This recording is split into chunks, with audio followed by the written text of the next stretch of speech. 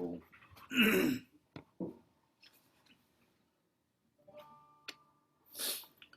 Essa música pra mim é uma música especial, sabe? Eu gosto muito de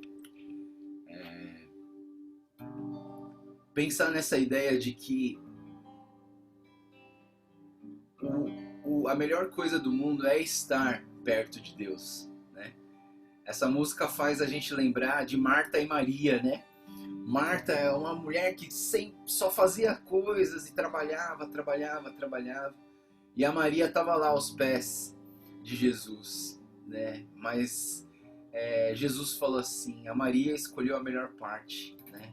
Que nós possamos também ter esse coração de querer estar perto de Jesus, de querer estar perto de Deus em todo momento das nossas vidas, amém?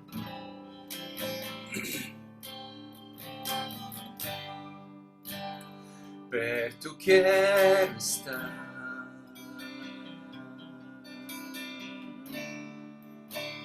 junto aos teus pés,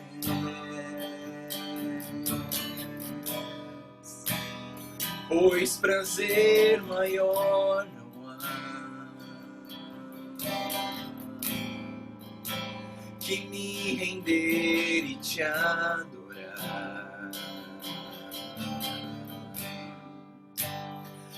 Tudo que há em mim, eu quero te ofertar.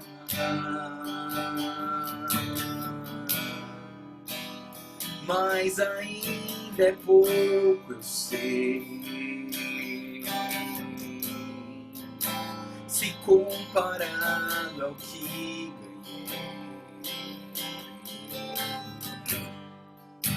não sou apenas servo, teu amigo me tornei.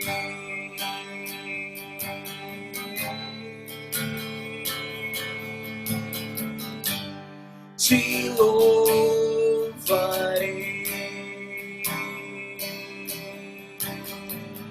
não importam as circunstâncias, adorarei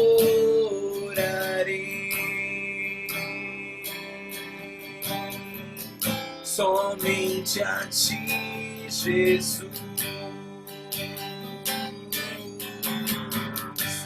Te louvarei,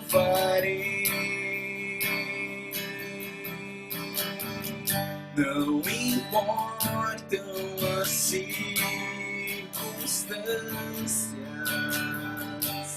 adorarei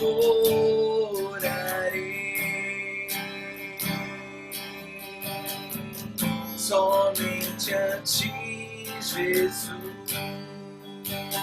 Te louvarei, te louvarei,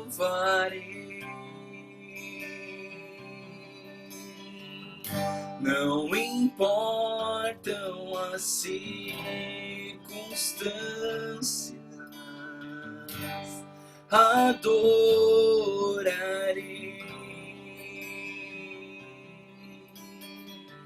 somente a ti, Jesus. Somente a ti, Jesus. Somente a ti, Jesus.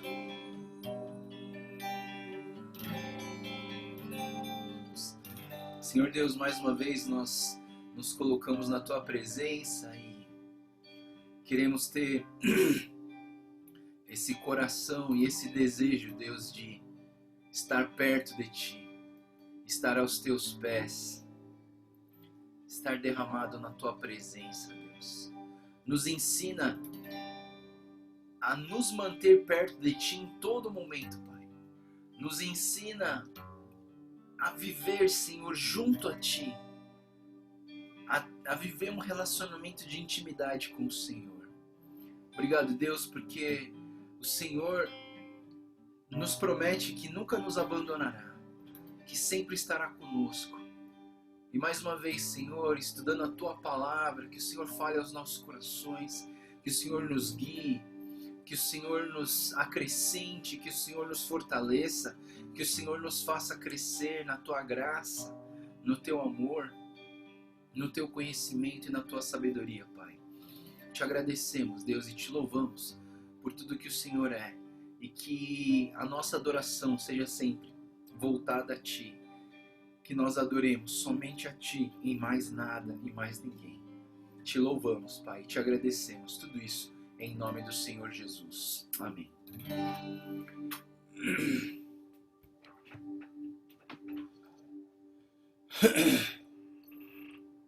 Muito bem, vamos lá.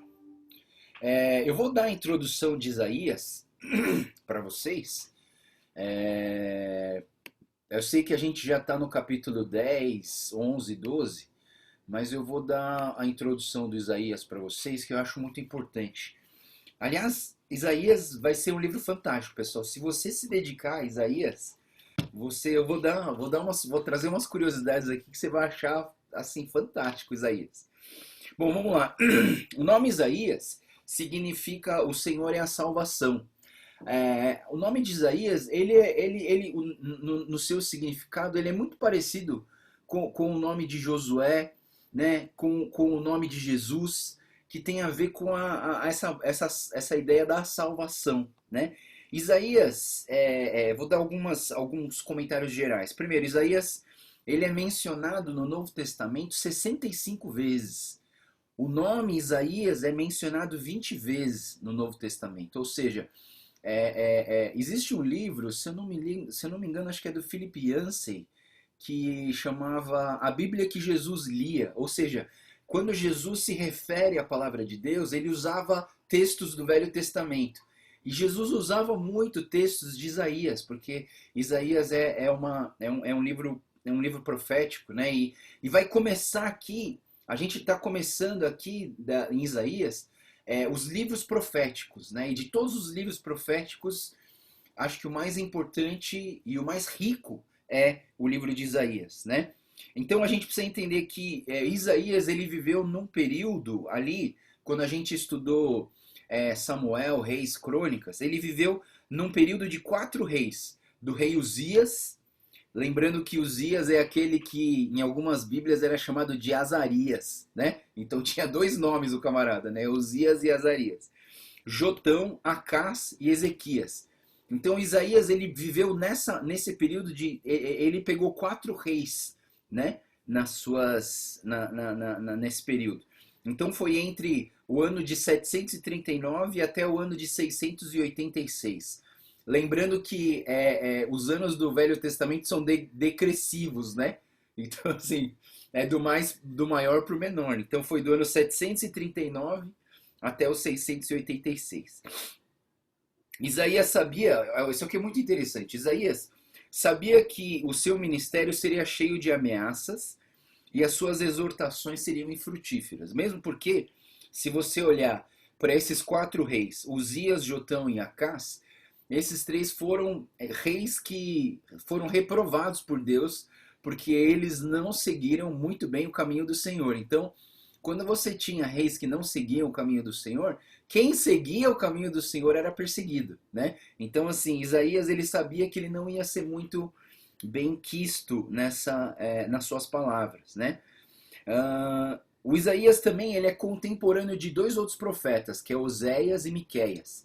Então, de uma certa maneira, quando a gente entrar em Oséias e entrar em Miqueias, a gente vai também fazer algumas correlações entre Isaías, Oséias e Miqueias. Por quê? Porque eles viveram no mesmo período. O estilo literário do livro de Isaías é muito interessante. O Isaías é um livro muito rico, né, em palavras. Ele usa muitas palavras diferentes. Ele não fica repetindo muito palavras, né? E ele... Então Isaías é uma pessoa que tem um vocabulário muito rico.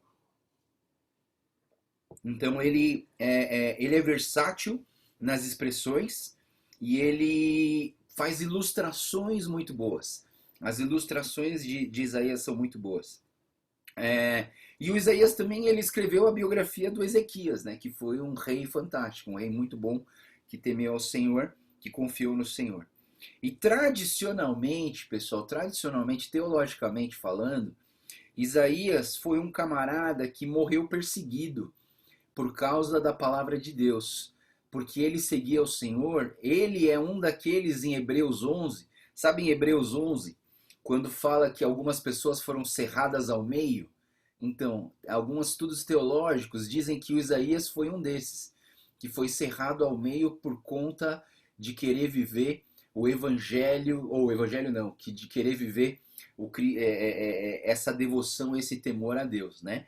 Então ele é um desses que foi cerrado ao meio. Então, só o contexto geográfico histórico, de 1790 a 1739, Judá se tornou uma nação muito militarizada e comercialmente próspera. Então existia uma força econômica e militar em Judá, mas apesar dessa prosperidade, havia um declínio, né, uma depravação na questão da situação espiritual.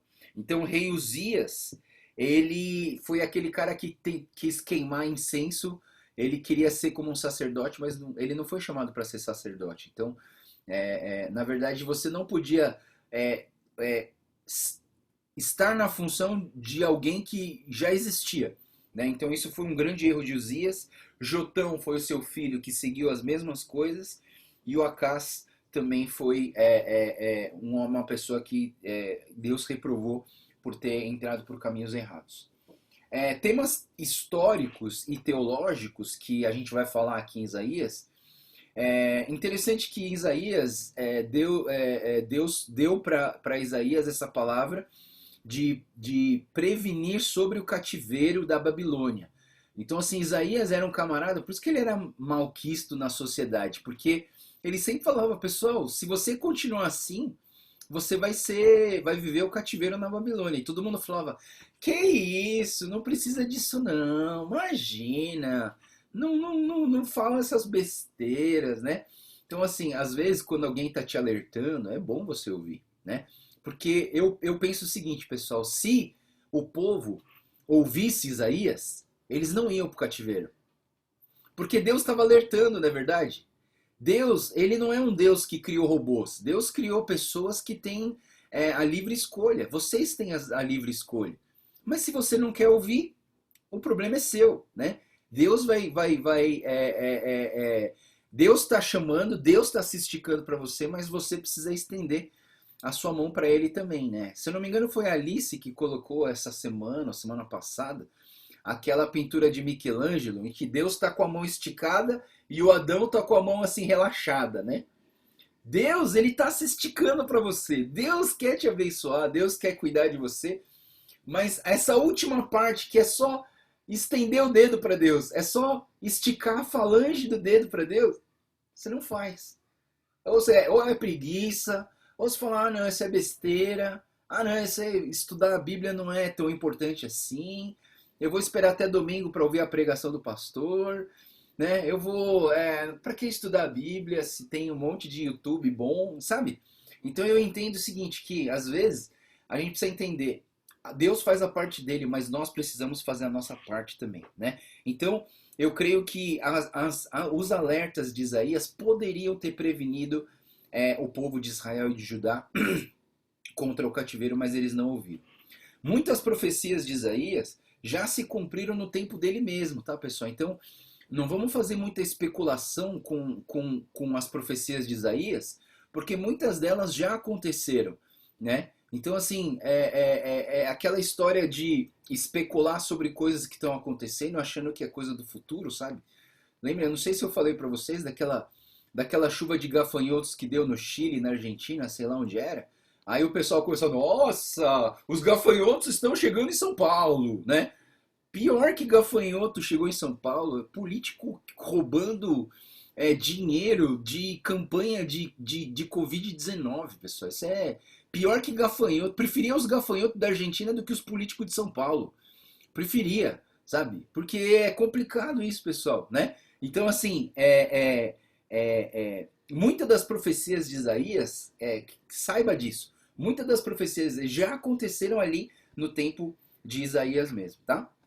Bom, Isaías fala muito sobre detalhes do futuro, do dia do Senhor, o Isaías ele trabalha muito em dois pontos teológicos, que é a perspectiva profética, né? Ele tenta trazer um quadro profético do que vai acontecer para nós, e ele também é um profeta evangélico. Como assim, Joel? Profeta evangélico? O evangelho só apareceu no Novo Testamento. Mas ele falou tanto do Messias, ele falou tanto das boas novas de Deus. A palavra evangelho significa boas novas, não é verdade? E o Isaías falava tanto das boas novas que ele é considerado o profeta evangélico, ou seja, ele falou tanto da mensagem de Jesus, da vinda de Jesus, né?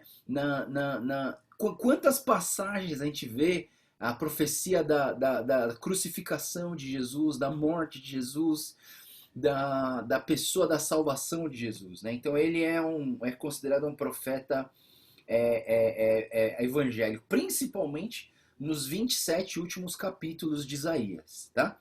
É interessante isso. E Isaías também, ele enfatiza a soberania de Deus sobre as nações, não só sobre Judá e Israel, mas sobre as nações. Inclusive, quando a gente lê os textos, inclusive o texto que a gente vai ler hoje, ele fala sobre essa questão de que Deus usa as nações inimigas para tentar disciplinar e corrigir a nação de Israel e de Judá, né? Então é interessante você entender que todo o planeta, todas as nações, elas estão controladas e têm a soberania de Deus em todas as nações. Agora eu vou trazer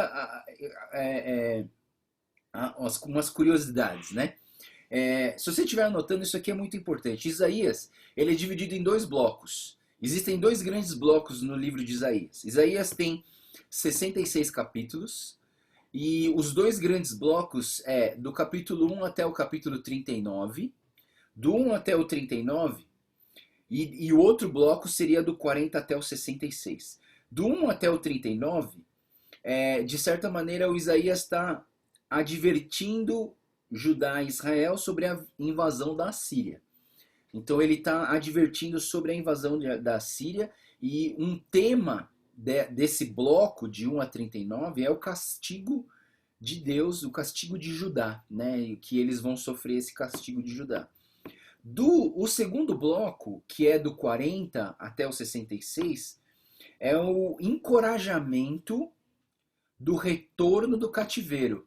Então, nesse bloco, né, o povo já está escravizado, já está no cativo pelos babilônios, e o Isaías ele está incentivando as pessoas, encorajando as pessoas a retornar para Israel, para o lugar de origem, por conta do cativeiro. Então, o tema desse segundo bloco é a consolação dos cativos. Mas agora eu quero trazer uma curiosidade muito legal para vocês, tá? Muito legal. O livro de Isaías, dos 17 livros proféticos, é o primeiro. É o mais completo e ele é o mais rico, né? Mas olha só que interessante, pessoal. Alguns teólogos chamam o livro de Isaías de miniatura da Bíblia. Miniatura da Bíblia. Por quê? Quantos livros tem a Bíblia? 66 livros, não é verdade? Em quantos blocos é dividido a Bíblia? 2 blocos. O Velho Testamento e o Novo Testamento. Quantos livros tem no Velho Testamento? 39. O primeiro bloco de Isaías vai do capítulo 1 até o capítulo 39. Quantos livros tem o Novo Testamento? 27. O segundo bloco de Isaías tem quantos capítulos? 27. Eu acho isso muito interessante. Isso aqui é muito interessante, pessoal. E olha só, a primeira parte do bloco de Isaías e a primeira parte do Velho Testamento da Bíblia trabalha o quê? O julgamento de Deus sobre a queda do homem, não é verdade? O Velho Testamento todo, ele trabalha essa questão do julgamento e da profecia de um Messias que viria para a nossa salvação. E o segundo bloco de Isaías e o Novo Testamento, eles trabalham o quê?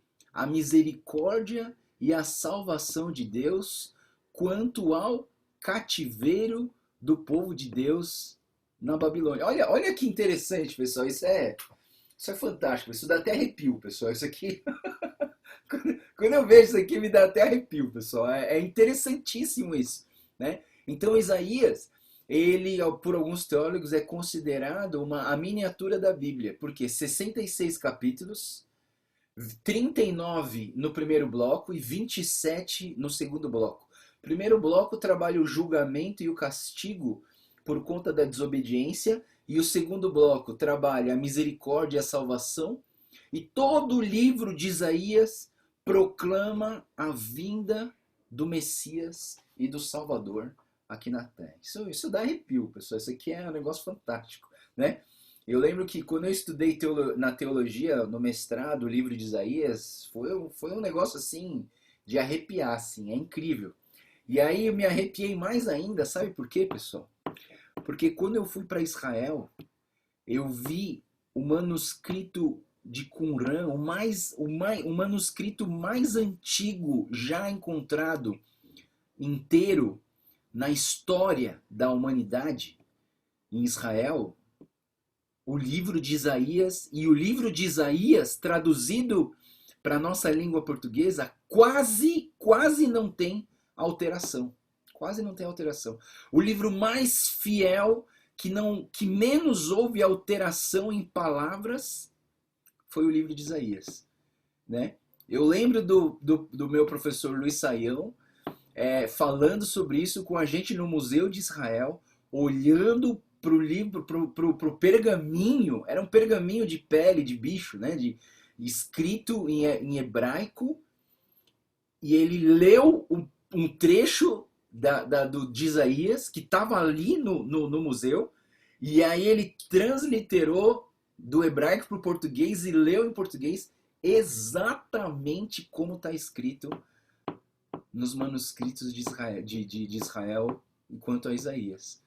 E aí você vê quão poderosa é a palavra de Deus, quão fiel é a palavra de Deus, né? E a gente vai entrar então nesse livro. A gente já está no capítulo 10 ao 12, mas assim, o livro ele também é dividido em alguns blocos em relação aos capítulos, tá? Eu vou falando, eu não vou dar tudo agora, mas à medida que eu for falando, eu vou explicando para vocês, tá? Mas o primeiro bloco vai de 1 a 12, e hoje a gente vai acabar, de uma certa maneira, o primeiro bloco desses capítulos da primeira parte de Isaías, que seria o quê? De 1 a 12 são sermões contra Judá e Israel. Então, nesse momento, a gente vê que o Isaías ele está proclamando, ele está dando bronca nas pessoas, né? Alguns capítulos importantes que já passaram, que é bom você dar uma lida se você não leu. O capítulo 6 fala do chamado de Isaías. Isaías 6 é um capítulo fantástico, né? Só voltando um pouquinho, pessoal, o capítulo 6, ele fala que o Isaías ele entrou na presença de Deus, né? Só para desmistificar um pouquinho.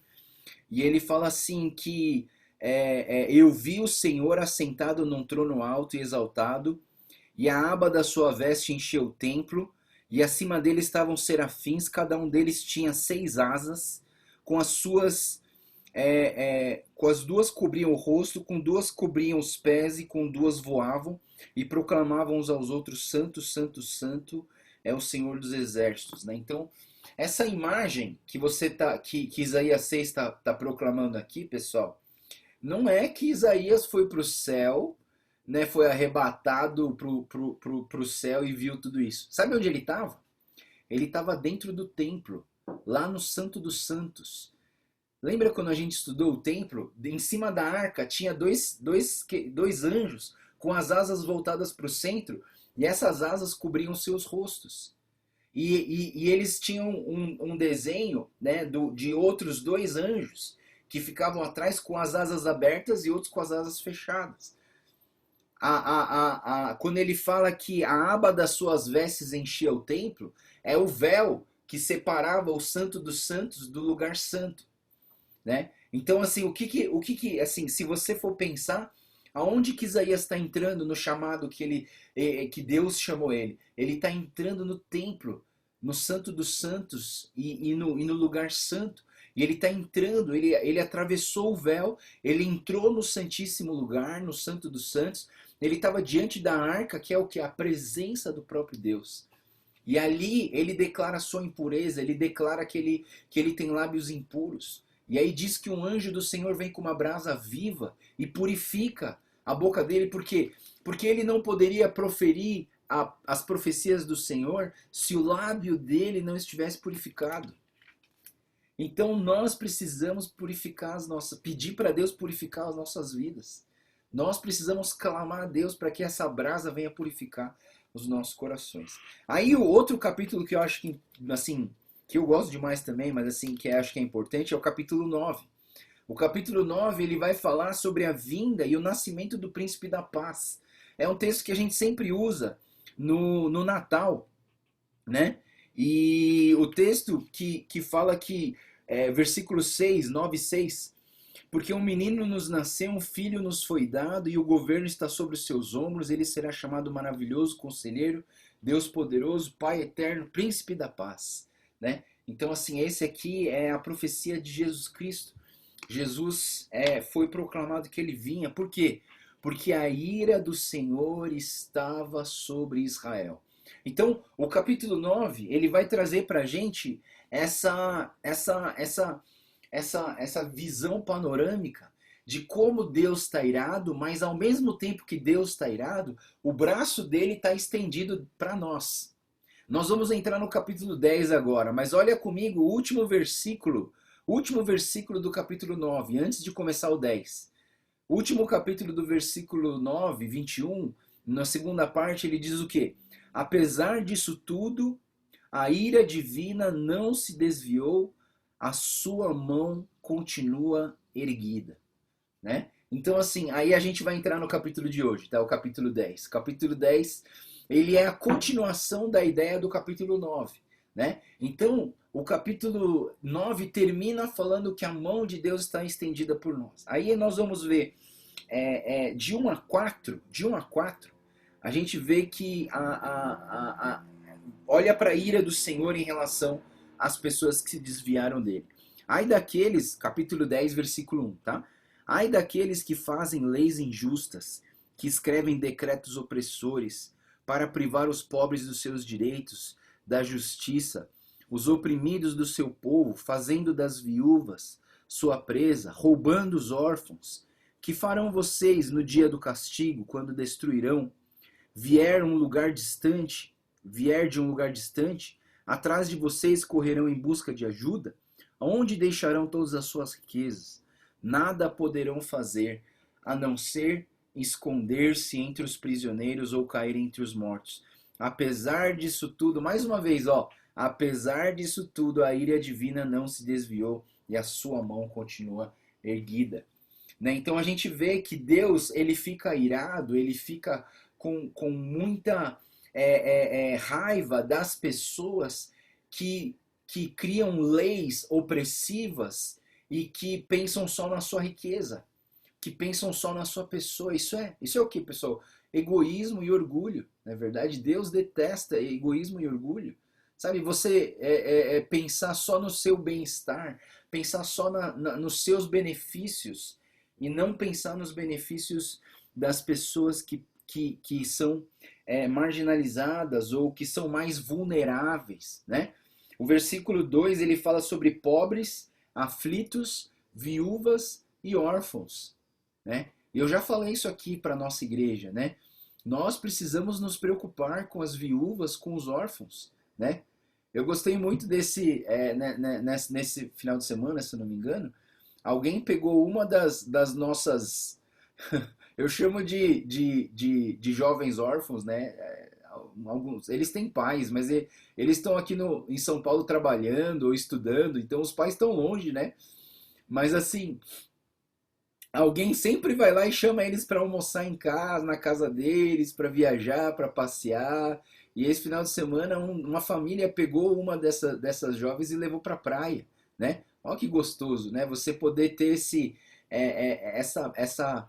cuidado com os mais vulneráveis, né?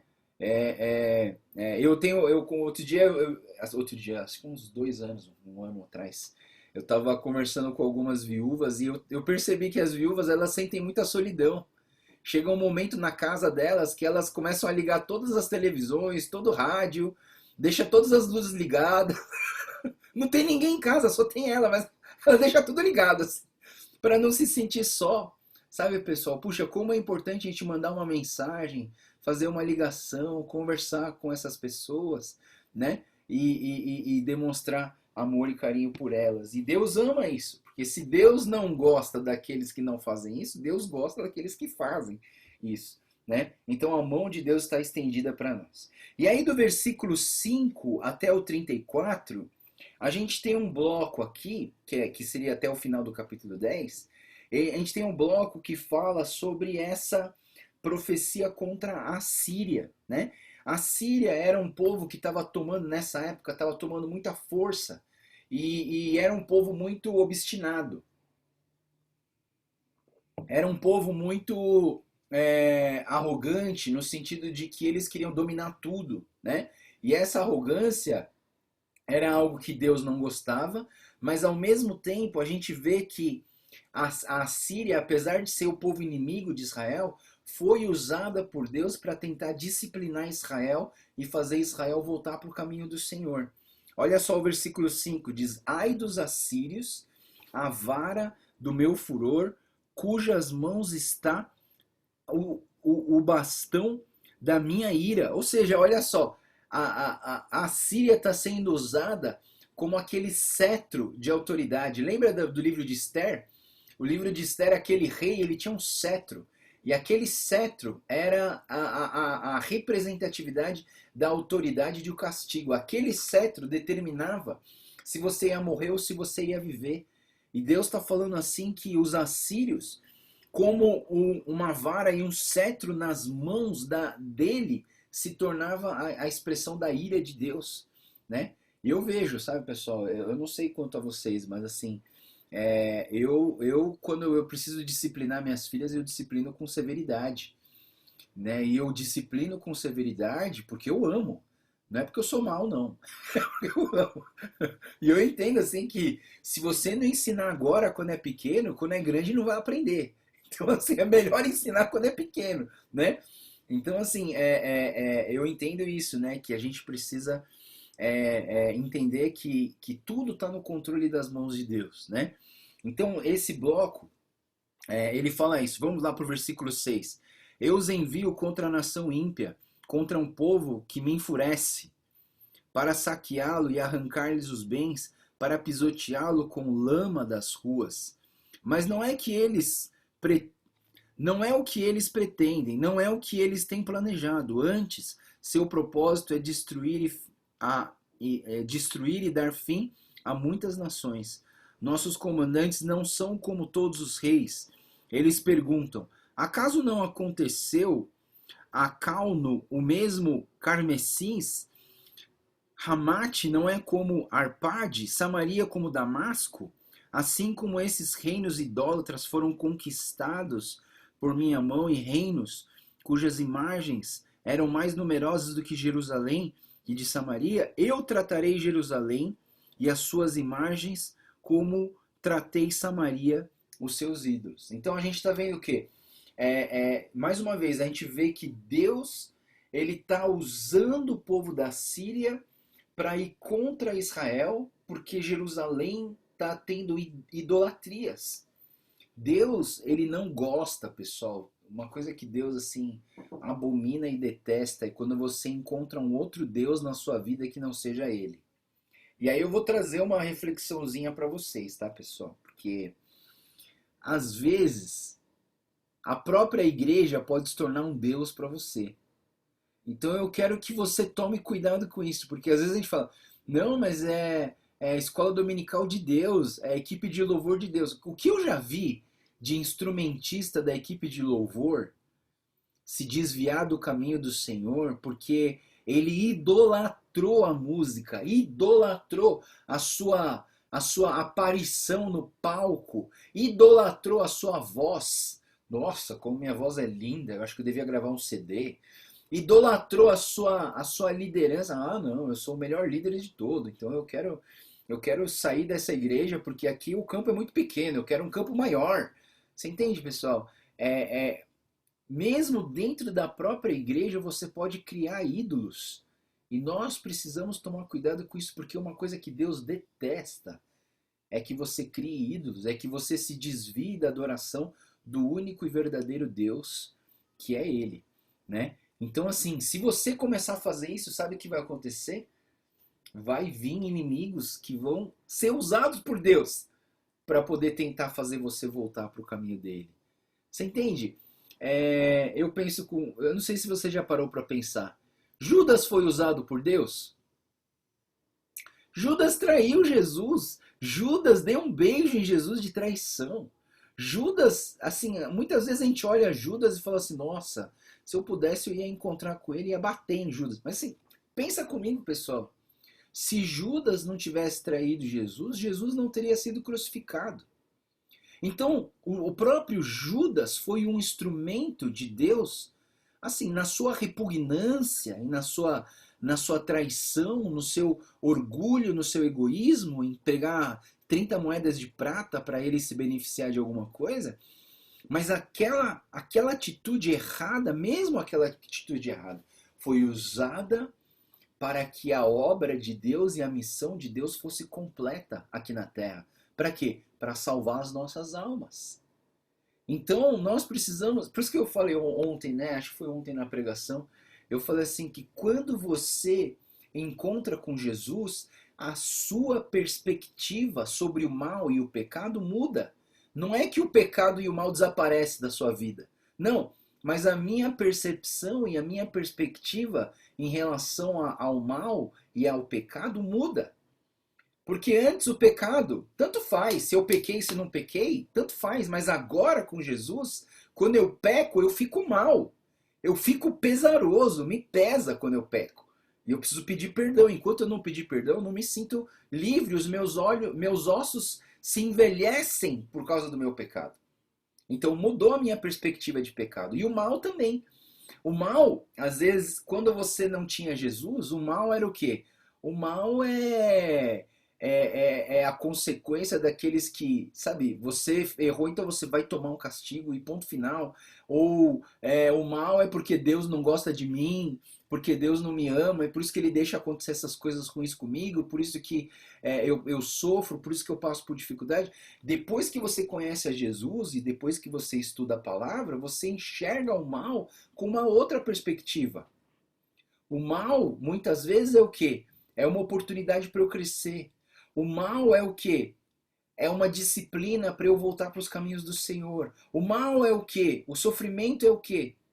É uma maneira que eu vou me aproximar mais forte de Deus porque eu estava enfraquecendo a minha aliança com Ele. Você entende, pessoal, que quando você tem Jesus no coração, quando você anda nos caminhos do Senhor, existe uma nova perspectiva sobre o mal e o pecado nas nossas vidas. E aqui a gente vê como Deus ele está usando até os inimigos para trazer de volta o povo de Israel para perto dele. O versículo 20 até o 34, né? Então a gente vê aqui que o Senhor ele avisa que existe um restante, um remanescente de Judá.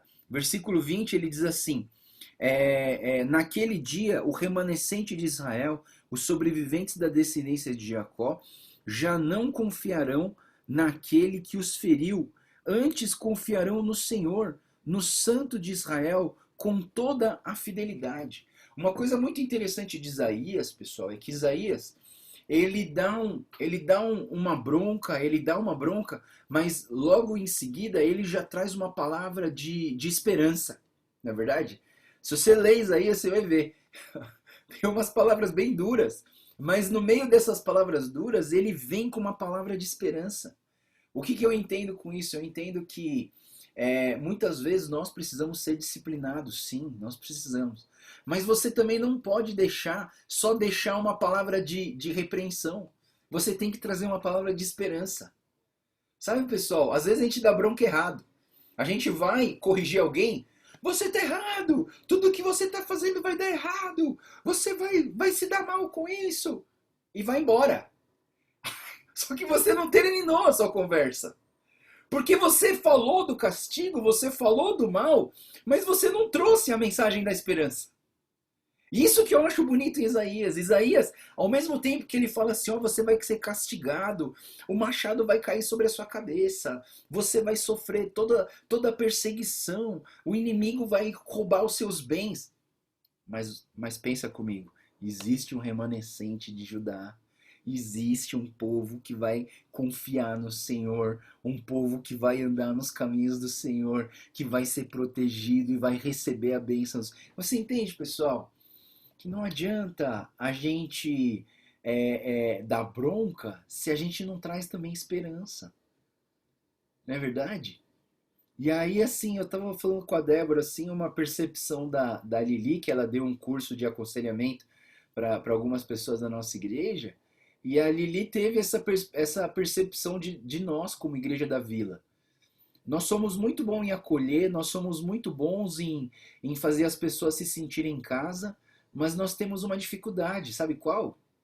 De confrontar o pecado nas nossas vidas. De falar para as pessoas, olha, o que você está fazendo está errado. A gente tem medo das pessoas não nos aceitarem por conta desse, claro, eu vejo que é uma virtude esse acolhimento que a gente tem, mas muitas vezes, quando você vê uma coisa errada, você não pode fazer vista grossa e deixar a coisa acontecer, porque você quer ser uma pessoa que tem uma imagem boa e ponto final. A gente precisa aprender a confrontar o pecado também e falar assim, olha, tá errado, isso não tá certo, não é assim que se faz.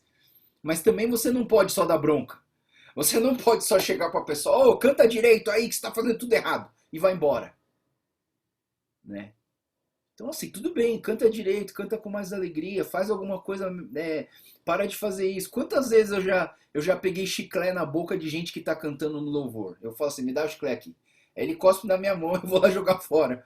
Eu falo assim, olha, meu irmão, você é um ministro do Senhor, você está aqui na frente porque Deus escolheu você para ser a expressão de adoração para o povo de Deus. Deus te deu uma tarefa maravilhosa, cara. Tenha orgulho disso. E você entende? Ao mesmo tempo que você dá bronca, você também traz uma palavra de esperança. Não adianta você dar bronca e ir embora. Porque aí sim a pessoa vai ficar com raiva de você. Mas se você dá bronca e demonstra que isso é amor, né? Sabe o que vai acontecer? Vou te contar, vou te falar o que vai acontecer, que eu tenho experiência própria. A pessoa vai te amar mais. A pessoa vai te amar mais. Não vem só com uma palavra de repreensão. Vem com a palavra de repreensão e vem com a palavra de esperança. Né? Porque até os animais entendem isso. Né? Ontem eu estava na casa da minha mãe e aí o cachorro da minha irmã catou um pastel da mesa. O cachorro safado, ele subiu na mesa, catou o pastel e saiu correndo. Aí eu saí correndo atrás dele. Aí a minha irmã falou assim, não tire o pastel da boca do cachorro, senão o cachorro vai ficar bravo e vai te morder. Falei, não, mas é pro bem dele, porque se ele comer esse pastel cheio de gordura aqui, ele vai ter diarreia, ele vai vomitar, ele vai passar mal. Aí eu fui atrás dele, eu não desisti. Aí eu peguei ele quase me mordeu, mas não tem problema. Eu peguei ele, tirei o pastel da boca dele e olhei pro cachorro, né? E falei assim: eu tô fazendo isso porque eu gosto de você. Eu gosto de você. Por isso que eu tô fazendo isso. Não quero que você passe mal. Por isso que eu tô fazendo isso por você. Aí tirei o pastel dele. Aí eu joguei fora o pastel, né? Que tava todo babado. E aí, sabe o que o cachorro fez? Sabe o que o cachorro fez? Ele começou a me seguir pela casa inteira. Aí quando eu sentei no sofá, ele subiu no meu colo. E ficou pedindo carinho. Olha que interessante. Você dá uma bronca, você mostra que isso é por amor. A pessoa não vai ficar com raiva de você, ela vai te amar mais. Por quê? Porque não foi só uma bronca. Né? Uma coisa é você dar um tapa e ir embora. Outra coisa é você dar um tapa e falar assim, olha, eu fiz isso, porque eu queria salvar a tua vida. Acorda e presta mais atenção, porque senão você vai cair no buraco. Você entende? Sabe, uma pessoa estava atravessando a rua, aí veio uma outra e chutou ela pelas costas. Pumba! E chutou ela assim.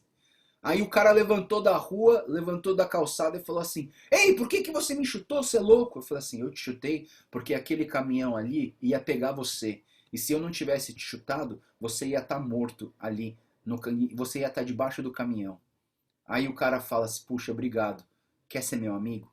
Você entende, pessoal? Eu acho que é uma lição que Isaías traz para nós. Ao mesmo tempo que você dá bronca, você precisa trazer uma palavra de esperança. Não adianta ficar só na bronca. Só da bronca, só da bronca, só da bronca, só da bronca, né? Tem que dar bronca e tem que trazer uma palavra de esperança. E aqui, desse último pedaço, do 20 ao 34, ele traz essa restauração da fé. Antes você confiava naquele que era mais forte, mas agora você confia em mim, que eu sou o Senhor, o Criador dos céus e da terra. O versículo 28, ele diz o seguinte: Eles entram em Aiate, passam por Migron, guardam os suprimentos de Micmas, atravessam o vale e dizem: Passaremos a noite acampados em Geba, Ramá, Treme, Gibeá. Saul foge. Clamem, ó habitantes de Galim. Né? Versículo 32. Hoje eles vão parar em Nob, sacudirão o punho para o monte da cidade de Israel. Versículo 33. Vejam, o soberano, o Senhor dos exércitos, cortará os galhos com grande força, as árvores altivas serão derrubadas, as altas serão lançadas por terra, e com o machado se ceifará a floresta, o Líbano cairá diante do poderoso. Ou seja, Deus vai resgatar esse remanescente de Judá.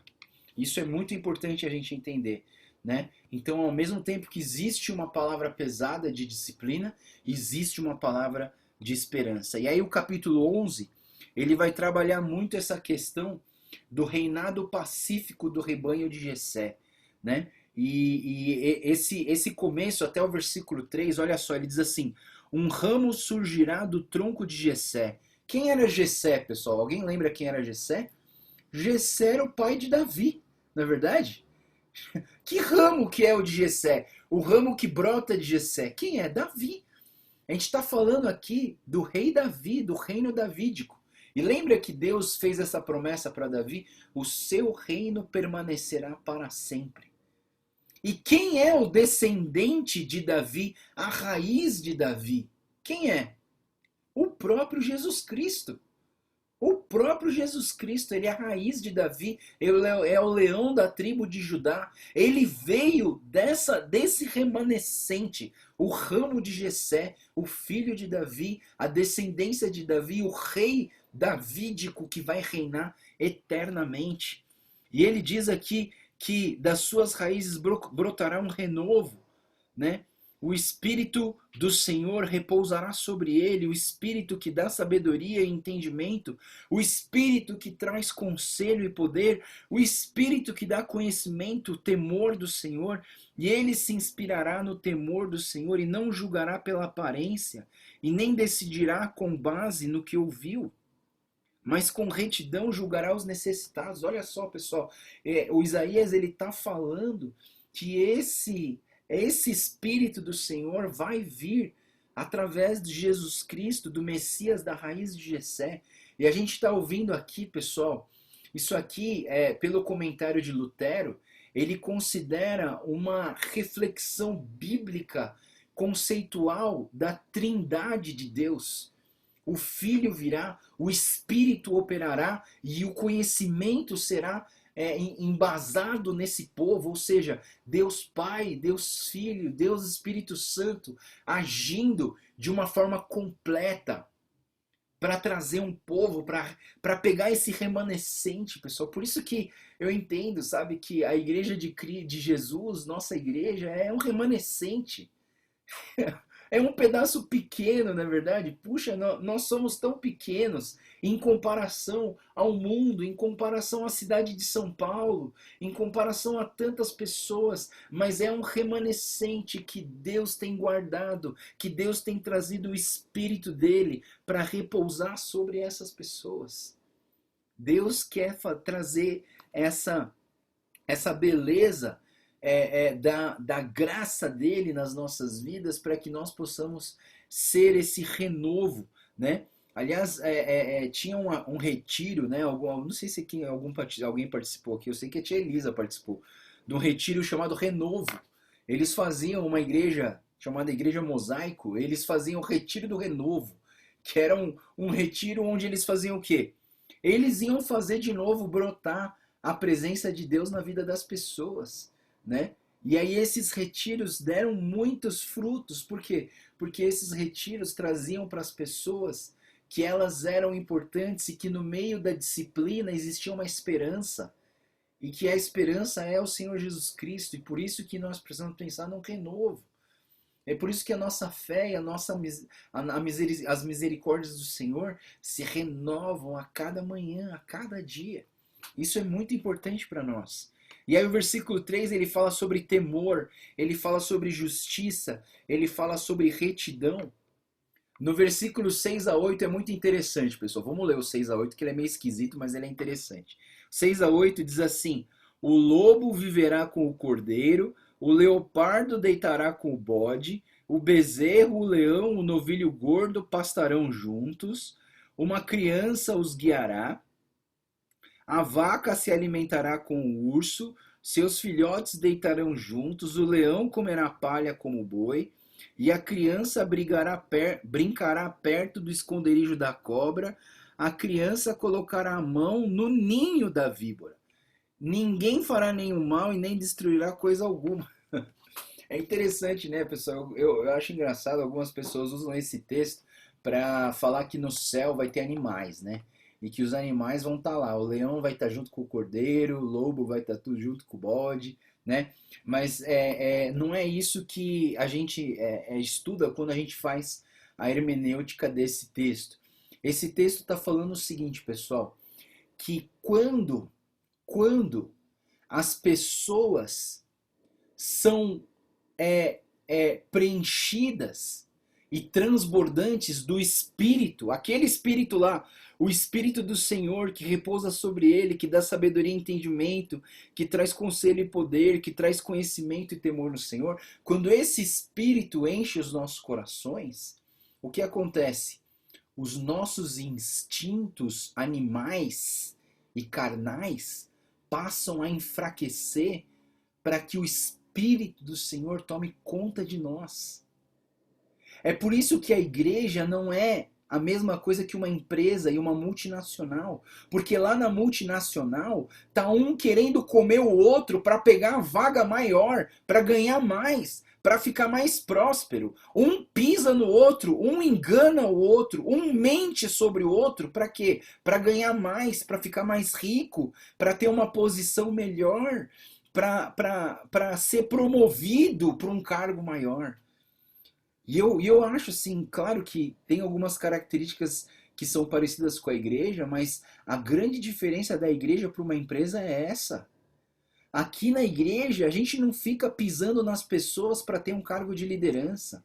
Pelo contrário, eu gosto de chamar para ser líder aquelas pessoas que não querem ser líder. Eu chamo uma pessoa e você quer ser líder? Não, não quero. É você mesmo que eu quero. Agora uma pessoa chega para mim e fala assim, né? Já veio, eu já experimentei isso. O cara falou assim: como que você não me chamou para ser líder da INC? Eu sou bom, eu venho na igreja, eu leio a Bíblia, e como que você não me chamou para ser... Eu falei: exatamente por isso, porque você não está maduro o suficiente para ser líder da INC. Você entende, pessoal, que a gente... o que esse texto está falando para a gente é o seguinte: os animais, eles vivem baseados no próprio instinto, no instinto animal deles. E quando o Espírito do Senhor, ele entra nos nossos corações, quando a palavra do Senhor começa a transformar as nossas vidas, os nossos instintos carnais começam a enfraquecer e nós começamos a viver de uma maneira diferente. Aquele que era teu inimigo passa a ser teu amigo. Aquele que você não gostava, eu não vou com a cara daquele lá. Mas quando o Espírito do Senhor toma posse do seu coração, você passa a amar essas pessoas. E aí a perspectiva e o jeito que você enxerga as pessoas é diferente. Aquela pessoa falou mal de você, mas não tem problema, porque o Espírito de Deus, o Espírito Santo está transbordando na minha vida. Então eu vou amar, então eu vou abraçar, então eu vou orar por essa pessoa, então eu vou fazer coisas boas por essas pessoas, porque eu não sou mais guiado pelo meu instinto carnal. Eu sou guiado pelo Espírito Santo do Senhor que repousa sobre mim, que me dá sabedoria e entendimento, que me dá conhecimento e poder, que me aconselha e que me faz temer o Senhor na minha vida. Isso é maravilhoso, pessoal. Isso aqui a gente não tá falando aqui no céu não vai ter briga. No céu não vai ter briga mesmo, porque se você brigar, você cai pro inferno. Mas assim, eu penso que hoje, se nós formos cheios do Espírito Santo de Deus e da palavra de Deus, os nossos instintos carnais vão mudar, né? Pensa nisso, é a justiça de Deus, é a restauração daquilo como deveria ser, restauração daquilo de como deveria ser.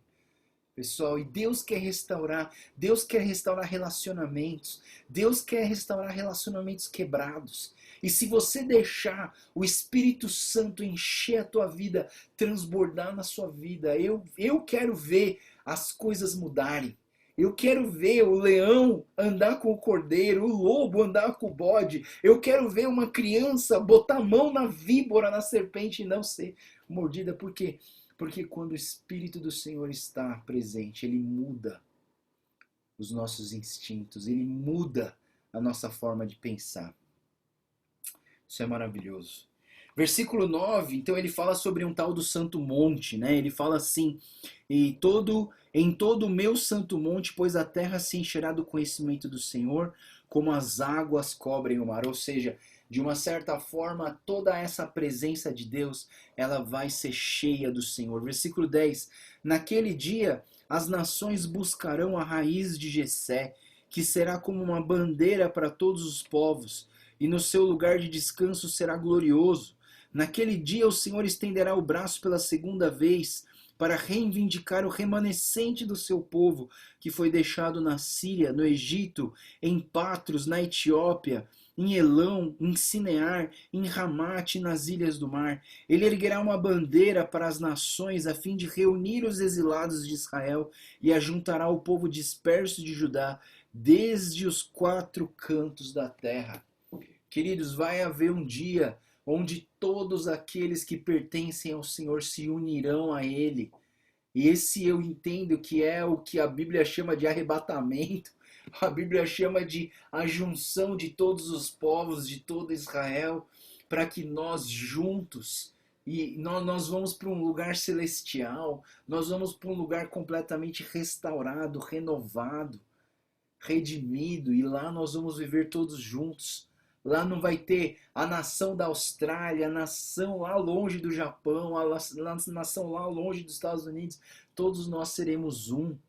Vai ser a reunião do remanescente. O remanescente daqueles que buscam o Senhor, daqueles que têm o Espírito do Senhor. E ele erguerá uma bandeira e todos se juntarão. Por quê? Por causa da raiz de Jessé. A raiz de Jessé que é quem? Jesus Cristo. Jesus Cristo é a raiz de Jessé. E ele vai trazer isso para nós. E versículo 14 diz, eles se infiltrarão pelas encostas da Filistia a oeste, juntos saquearão o povo do leste, porão a mão sobre Edom e Moabe, os moabitas lhes serão sujeitos. O Senhor fará secar o golfo do mar do Egito, um forte vento varrerá com a mão do Eufrates e dividirá em 7 riachos para que possa atravessá-lo em sandálias. Haverá uma estrada, esse versículo 16, pessoal, presta atenção. Haverá uma estrada para o remanescente do seu povo, que for deixado na Síria, como houve para Israel quando saiu do Egito. Querido, essa estrada é o caminho. Quem é o caminho, a verdade e a vida? É o próprio Jesus Cristo, não é verdade? Essa estrada vai trazer o remanescente para o caminho correto, para o caminho da glória de Deus, da presença de Deus. né? E o versículo 12 ele é bem curtinho, né? Mas assim, do versículo 5, se eu não me engano, do 11 até o 12, o final do 12 é um capítulo que fala sobre essa esperança que nós temos em Deus. E o capítulo 12 é um cântico, né? É uma música, né? Ele diz: Eu te louvarei, Senhor, pois estás irado contra mim, mas a tua ira desviou-se e tu me consolaste. Versículo 2, olha que lindo o versículo 2, pessoal. Deus é a minha salvação, terei confiança e não temerei o Senhor, e sim o Senhor é a minha força e o meu cântico. Ele é a minha salvação. Com alegria vocês tirarão água das fontes da salvação.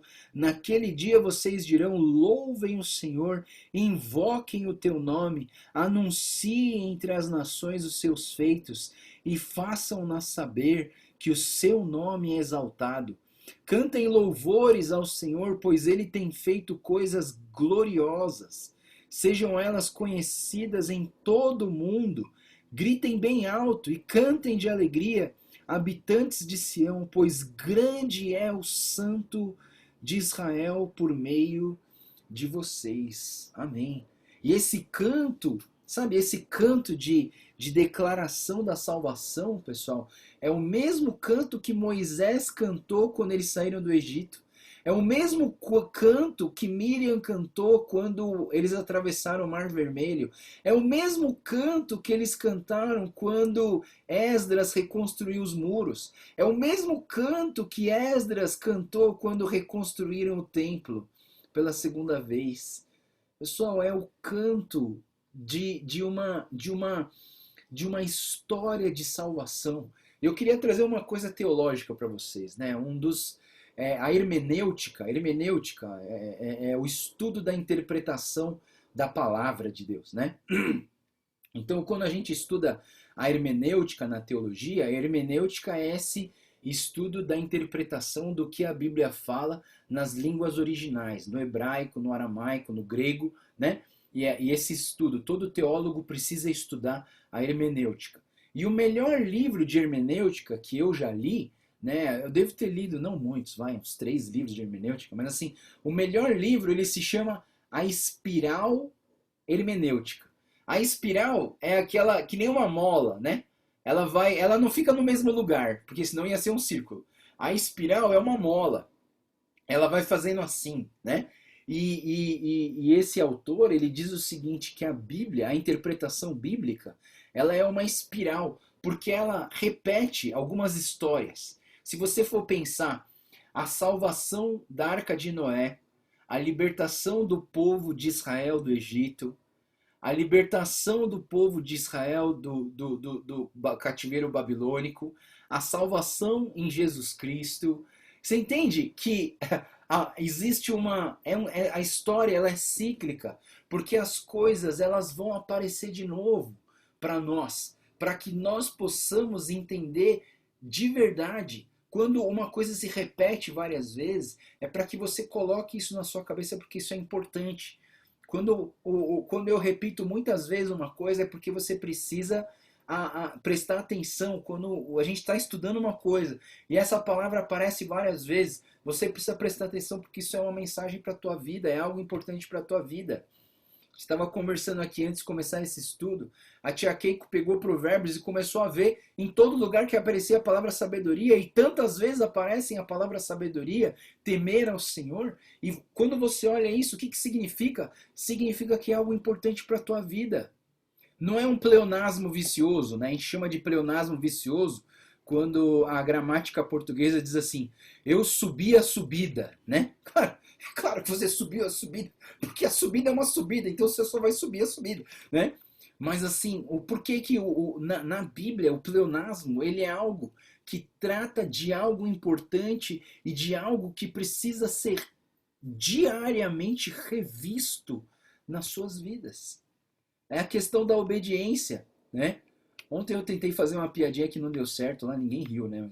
Os 3 pontos da pregação é: obedeça a Deus, Pai. Obedeça a Deus. Mas tudo bem, às vezes algumas piadinhas não dão certo. Mas o que eu queria dizer com isso, pessoal? Quando a gente repete uma coisa muitas vezes é porque isso é importante.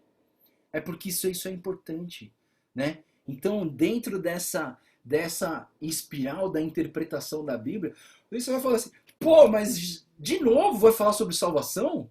Eu já ouvi sobre salvação ali na história de Noé, já ouvi sobre salvação ali na história de Davi e Golias, já ouvi sobre salvação ali na história do Egito, mas Deus vai continuar falando sobre salvação até ele voltar.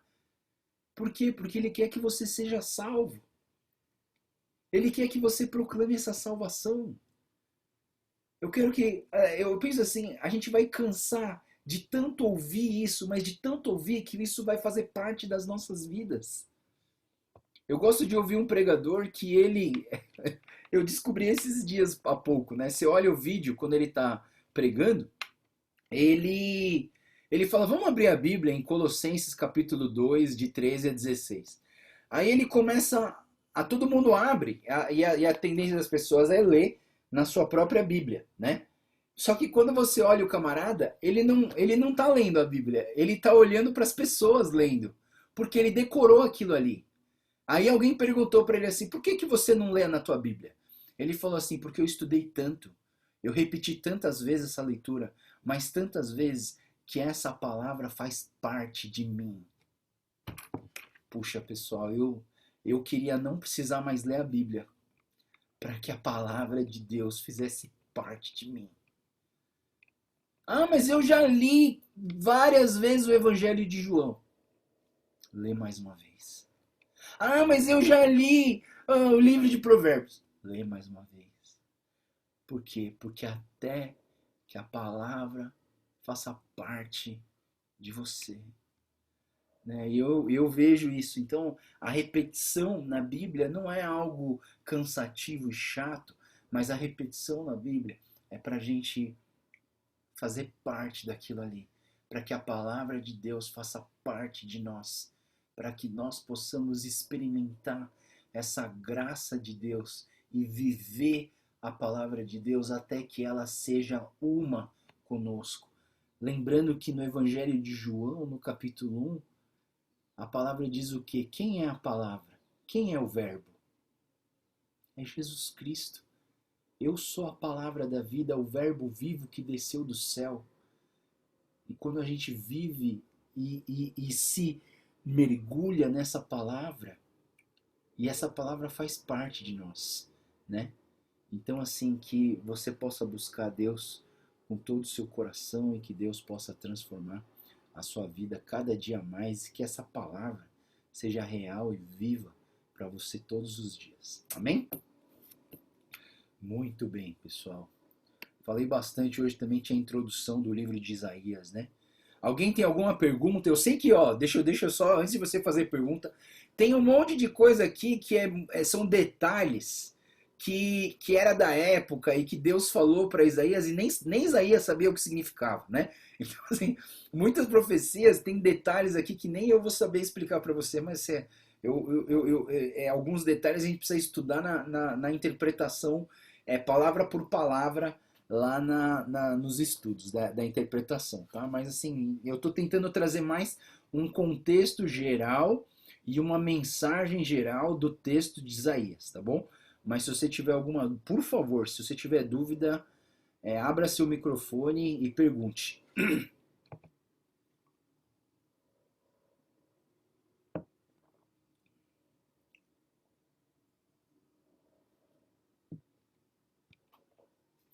Não? Alguém quer fazer algum comentário, alguma coisa que eu esqueci?